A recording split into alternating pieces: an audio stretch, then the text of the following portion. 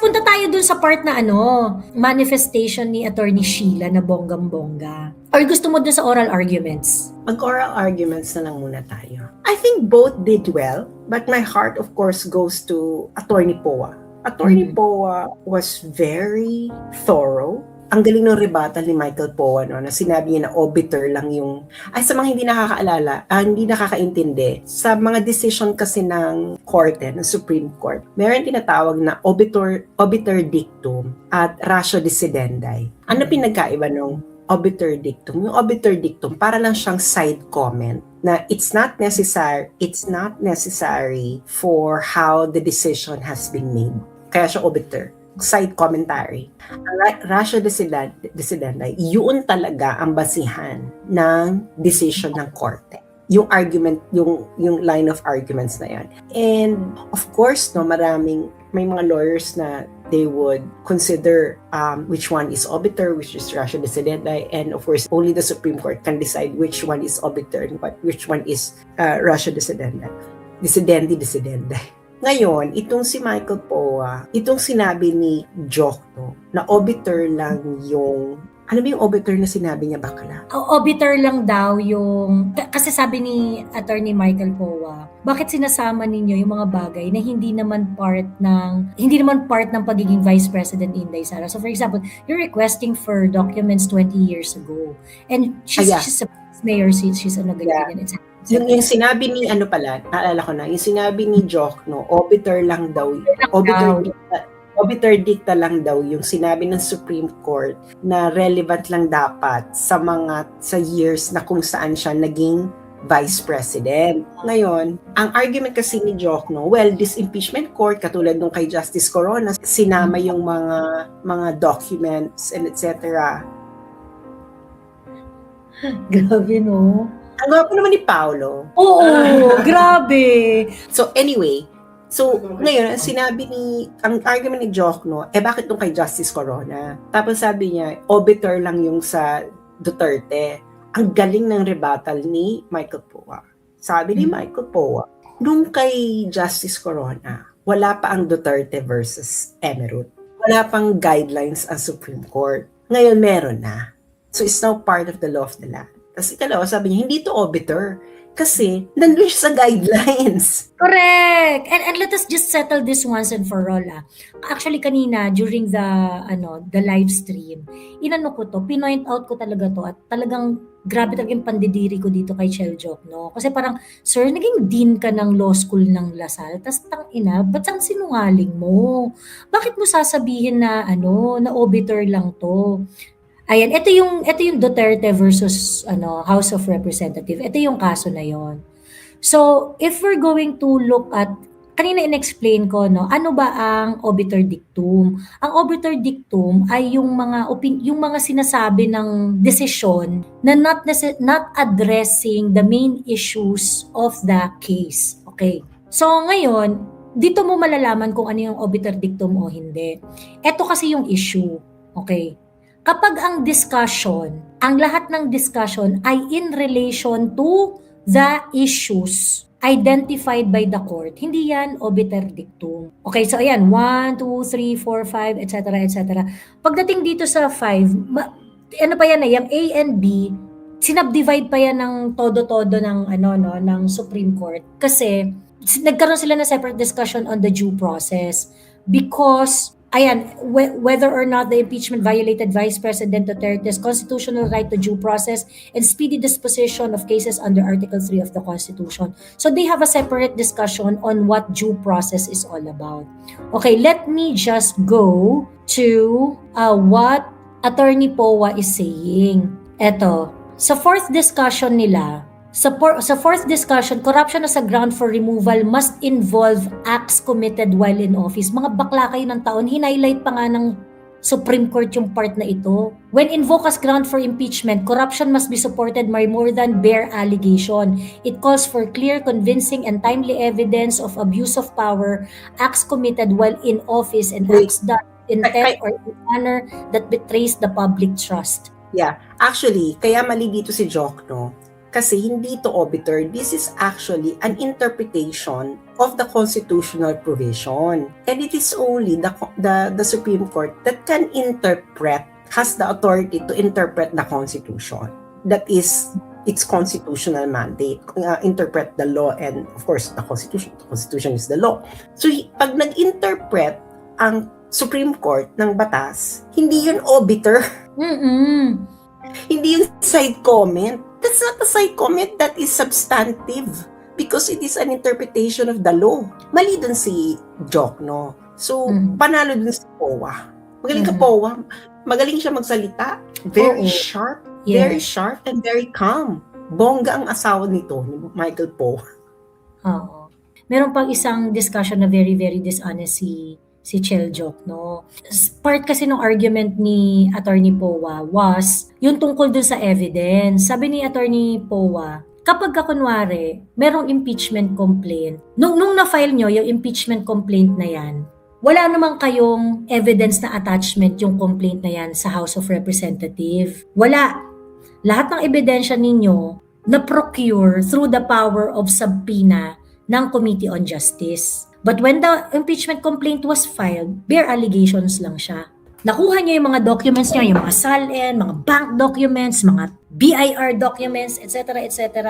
Nakuha niyo lang yan under the subpoena power of the Committee on Justice. So, ibig sabihin, wala kayong ebidensya. Kung hindi niyo pa ginamit ang subpoena power ng Committee on Justice, wala kayong ebidensya dyan sa mga kaputang inahan ninyo. Mali yun. Kasi fishing expedition yan eh. Fishing expedition yung ginawa ninyo. Nandun sa, hindi to discuss ni Attorney Powa, pero diniscuss na natin to dun sa mga previous lives natin.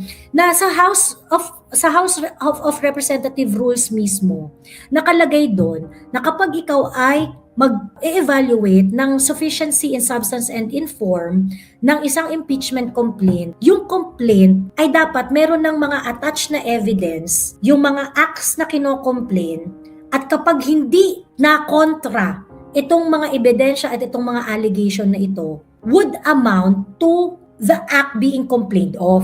So, ibig sabihin, pagka kunwari, nagnakaw si Inday, may ebidensya ng pagnanakaw, tapos kapag hindi na to tinanong, hindi na to challenge or whatsoever, yun na yung patunay, magsastand siya on its own. Ganun yung nire-require nung completeness in substance. Walang ganun ang impeachment complaint ni Inday Sara.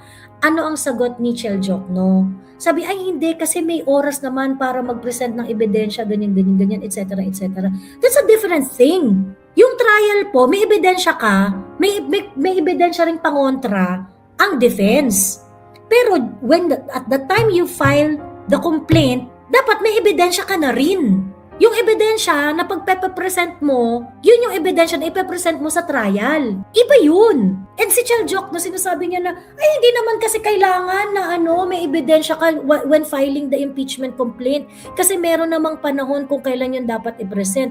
Well, that's not the requirement of an impeachment complaint. An impeachment complaint must have evidence attached to it. Wala kayong kaso. When you file the impeachment complaint, you have no case. Nag-fishing expedition kayo sa House of Representatives. And for someone who's a former law dean and under his deanship in Lasal, marami kang na-produce na lawyers, nakakakaba, tangina. I would just like to have a comment dito sa rhetoric ni Jokno. Yung sinasabi niya, confidentiality should not mask the truth or something like that. Kaya itong si Jokno, na parang, dude, unang-una, there is a difference between what you claim happened and what really happened. Okay? You have a claim that something happened, and you are telling us na if we go through these taxes and bank accounts, you will be proven. You got the causality backwards. First, the causal history should already be settled when you make a case. Ano ibig sabihin nito? Dapat sinabi mo na, eto, kinurap niya to, dito niya kinuha yung pera, at dito niya nilagay sa bangko na to. Within this time period. That is an airtight case. Hindi yung, kailangan natin tingnan lahat. Mm-hmm. Kailangan natin tingnan lahat kasi Doon talaga mapuprove ang aming claim. Yun ang gusto mong sabihin. Joke, no. Hindi yung confidentiality should not Sorry. mask the truth. No. Ang gusto mong sabihin, kailangan natin itong i-leave ang confidentiality kasi hindi namin talaga alam kung totoo itong sinasabi namin. Gusto lang namin malaman, baka sakali. Yun ang inyong kaso, baka sakali. Ang kasong baka sakali ay hindi kaso. Correct. Mas magagaling pa yung mga mga girlfriend sa inyo mag-imbestiga. True! Bago nila i-komprontahin yung mga jowa nila, may exhibit A to Z na sila agad. Hindi makakapalag si jowa. Di ba? Wala nang Walang hearsay, di ba? Hindi kailangan natin bulatlatan lahat para malaman natin ang katotohanan. Bakla! Ano ba katotohanan yung gusto nyo mahanap? Ang gusto nyo malaman is kung totoo yung haka-haka ninyo. Hindi kayo naghahanap ng katotohanan. Ang gusto nyo is kung totoo yung haka-haka ninyo. Eh kung hindi totoo yung haka-haka ninyo, nabulatlat nyo na yung records ng tao. That's actually against the law. Tapos yung mga sinasite pa nila, no? Bakla yung mga sinasite yung kaso, meron yung dahil meron yung causal history, o nagnakaw ka, nilagay mo sa bangko mo. Meron siyang causal explanation, kayo wala kayong causal explanation. Sinasabi nyo, meron siyang ill-gotten wealth. Nasaan yung ill-gotten wealth? Sinasabi nyo lang, unexplained wealth. Putang inang, anong konsepto yung unexplained wealth? Meron ba siyang indirectly or directly siyang kumita sa mga negosyo, ganyan bilang, how exactly? Bawal daw. Tapos meron ring marami ring mga wala naman dun sa original na impeachment complaint. Pagkatapos lumabas na lang siya dun sa hearing sa House of Representatives. Marami talagang butas yung yung impeachment complaint na yan. I just find it weird for someone na matalino naman to si Jokno di ba? Doon ako naiinis yung mga merong legal pro. I explained it earlier doon sa live stream no trial. Ang nakaka-disappoint doon sa mga abogado na kagaya ni Jokno. Kasi pag lawyer ka, may premium ka Kasi alam mo yung batas, 'di ba?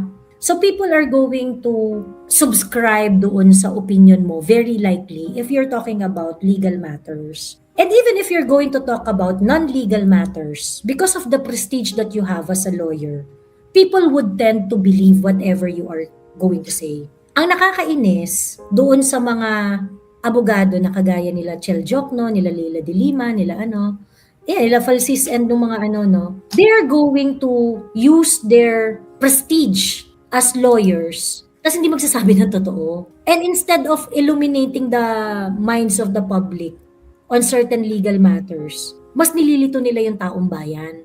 'Di ba?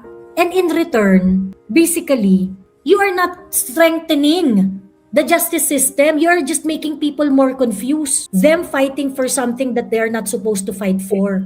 Ito yung sinasabi nila kay nag-engage daw sa business, etc. Una-una, hindi employed si VP Sara during his tenure as Vice President in other things. Ngayon iting defense, sinasabi nila, kumita raw kasi siya, nag-participate sa business. Pero yung constitutional provision, ito yung sinabi, they shall not during said tenure, directly or indirectly, practice any other profession, participate in any business, or be financially interested in any contract with or in any franchise or special privilege granted by the government or any subdivision, agency, or ibig sabihin, kung ikaw, kung yung financial interest mo ay hindi naman in contract with or in any franchise or special privilege granted by the government, okay lang yun kasi hindi yun magkakaroon ng conflict of interest. So kung ikaw, Joey, kasi nag-i-issue na yan kay GMA may mga hindi siya nag-divest na investment nung panahon niya. Naalala ko yan pero hindi siya hindi siya naging issue. Kaya binibilog nila yung mga tao parang kulangot. Itong mga kakamping politicians. Kaya never again. Totoo. Jokno Carpio Santa Maria, listen how these effing lawyers iisa hulmahan magsalita. Di ba may opinion ton si Dean Mel Santa Maria na mali ang ginawa ng defense kasi dapat daw hindi na nag-spend ng time yung defense tungkol doon sa pag-question tungkol sa authentication ng video dahil yung video naman daw, nakita naman na daw ng lahat. Ganun, parang hindi mo kayang bigyan ng leeway yung defense legal strategy dun sa pagtatanong tungkol dun sa video.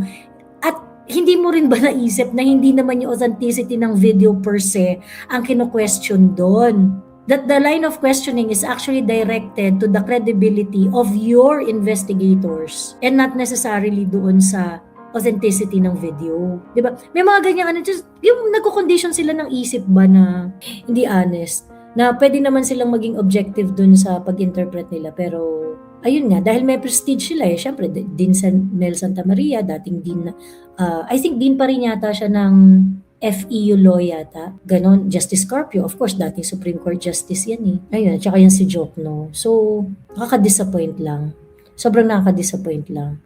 And for for Jokno to make it acceptable na ay hindi okay lang mag-procure ng evidence kahit wala sa complaint yung mga evidence, kahit hindi yan na-present doon sa complaint or kahit hindi yan na naipakita doon sa mga complaint, at kahit ginamit ang subpoena powers ng Committee on Justice at lahat ng yon ang naging attachment diyan sa impeachment complaint na yan, okay lang yun. Okay lang yun, di ba? Kahit sang malinaw na fishing expedition ang nangyari, okay lang yun. It's just really so disappointing.